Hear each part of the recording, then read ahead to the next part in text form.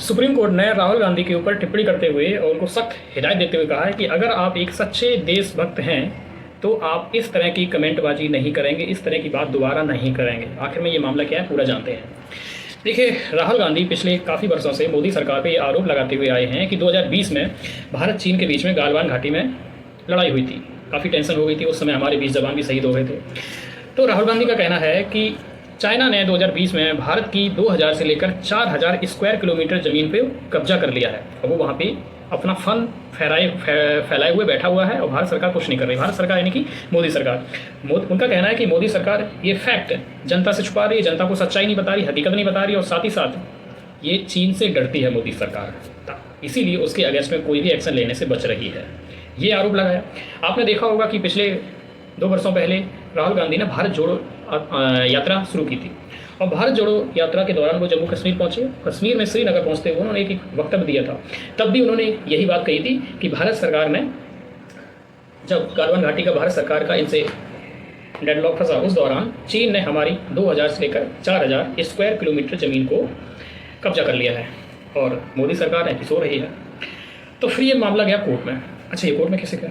Court में ऐसे गया, एक बीआरओ होता है, बीआरओ बॉर्डर रोड ऑर्गेनाइजेशन, ये संगठन होता है जो बॉर्डर एरिया होता है वहाँ पे रोड वगैरह इंफ्रास्ट्रक्चर बनाने का काम यही करते हैं ताकि हमारी स्ट्रेटजिक मजबूती हो, कभी लड़ाई वॉर के दौरान में, और लॉजिस्टिक चीज़ें सप्लाई होती रहे। तो उस दौरान बीआरओ के एक प्रमुख हैं डीजी डायरेक्टर जनरल थे उदय शंकर। तो उदय शंकर ने ये इनके ऊपर आरोप लगाया, क्रिमिनल डिफेमेशन का केस फाइल किया कि इन्होंने डिफेम किया है और ये लखनऊ कोर्ट में इन्होंने फाइल कर दिया। इन्होंने इन पर आरोप लगाया कि आप डिफेम कर रहे हो, आपका जो स्टेटमेंट है डिफेम करने वाला, किसको डिफेम कर रहे हो? आप भारतीय सेना को डिफेम कर रहे हो, आप भारतीय सेना को डीमोरलाइज कर रहे हो, ठीक है, उसको डिमोटिवेट कर रहे हो और आप फॉल्स इन्फॉर्मेशन फैला रहे हो, गलत सूचना फैला रहे हो। तो ये आरोप लगाए थे और इन्होंने ये केस फाइल कर दिया लखनऊ कोर्ट में।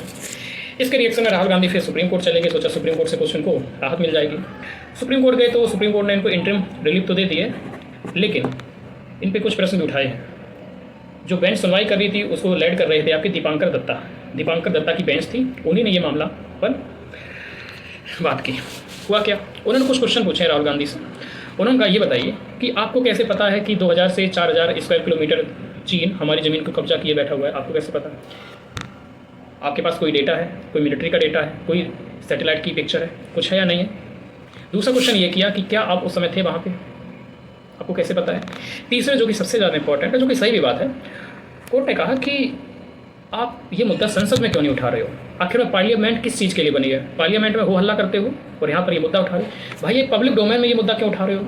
ये नेशनल सिक्योरिटी का मुद्दा है, आप पब्लिक डोमेन में इस तरह से नहीं उठा सकते हो। आपको उस पर बाकायदा पार्लियामेंट में चर्चा करनी चाहिए।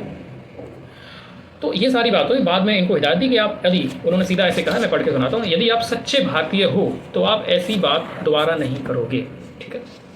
तो अब आप बताइए कि राहुल गांधी जो कर रहे हैं वो सीधा पॉलिटिक्स कर रहे हैं या फिर उसके पीछे कोई आर्गुमेंट है आप लोगों का? तो कमेंट सेक्शन खुला हुआ, भर भर के कमेंट करिए और बताइए कि आप क्या सोच रहे हैं इस विषय पर, ठीक है? Thank you, all the best.